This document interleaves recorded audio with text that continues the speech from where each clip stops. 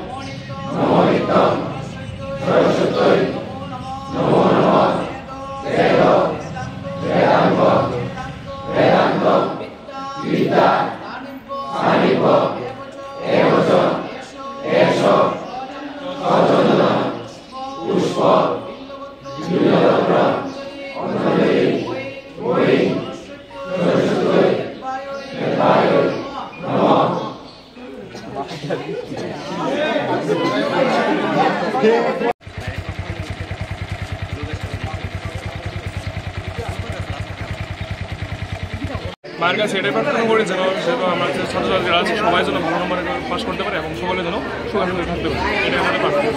কিভাবে সেলিব্রেশন করছেন এবছর? এবছর সেলিব্রেশন তো মানে পুরো ডেকোরেশন আমরা স্টুডেন্টরা মিলে করেছি, মানে একদম স্টুডেন্টের A to Z পুরোটা স্টুডেন্টরা মিলে করেছি, একদম যা আছে সব স্টুডেন্টরা মিলে করেছি। এটা আমরা মানে গতকালকে আমরা মূর্তি এনেছি ঢাক এবং অন্যান্য বাদ্যযন্ত্র নিয়ে কোনো বক্স ছাড়া আমাদের স্কুলের ঐতিহ্য। সারাদিন কিভাবে কাটাবেন আজকের এই দিনটা? আজকে দিনটা পুরোটা আমরা মানে এখানে প্রসাদ দেওয়া হবে, প্রসাদের দিকে আছি এবং যারা দর্শনার্থী আসবে তাদেরকে আমরা মানে যতটুকু পারি প্রসাদ দেওয়ার চেষ্টা করবো। Thank you.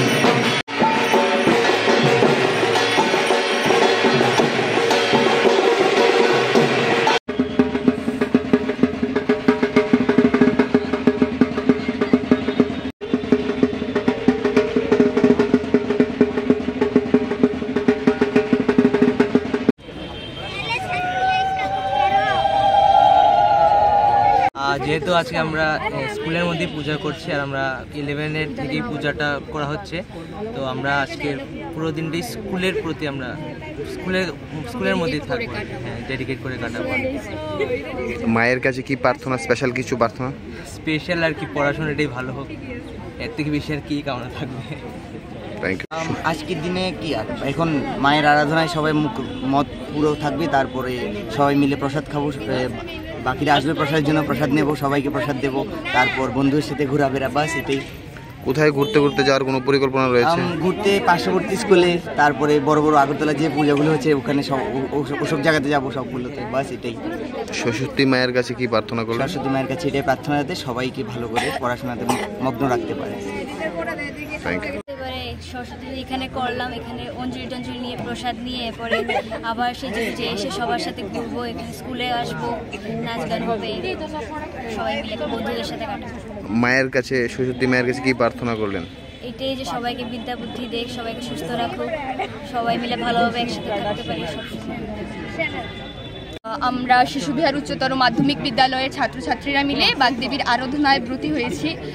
প্রতি বছরের ন্যায় এই বছরও আমরা সব ছাত্রছাত্রীরা মিলে সরস্বতী পুজোর আয়োজন করেছি। তাতে আমাদের যিনি পুরোহিত আছে তিনি আমাদেরই স্কুলের প্রাক্তনী এক স্টুডেন্ট। তো কিছুদিন আগে থেকেই, 1 মাস আগে থেকেই সব আয়োজন করা, সব কিছু করা, সবাইকে ইনভিটেশন করা, মূর্তির অর্ডার দেওয়া অ্যান্ড সব কাজ স্টুডেন্টসরা মিলেই করেছি with the cooperation of teachers. So that's it. মায়ের কাছে কি প্রার্থনা করলেন? মায়ের কাছে প্রার্থনা করেছি সবাইকে যদি ভালো রাখেন, বিদ্যা বুদ্ধি সব কিছু যদি উন্নতি হয়। সারাদিন কিভাবে কাটাবেন আজকের এই দিনটা? প্রথমে তো এখন যা পুজো হচ্ছে, অঞ্জলির পর্বটা শেষ হওয়ার পর আমাদের প্রসাদ বিতরণী পর্ব আছে, তারপরে বন্ধুদের সাথে দেখা করা, টিচারদের আশীর্বাদ নেওয়া, এই নিয়েই সবার সাথে মজা আনন্দ করে কাটাবো। Thank you.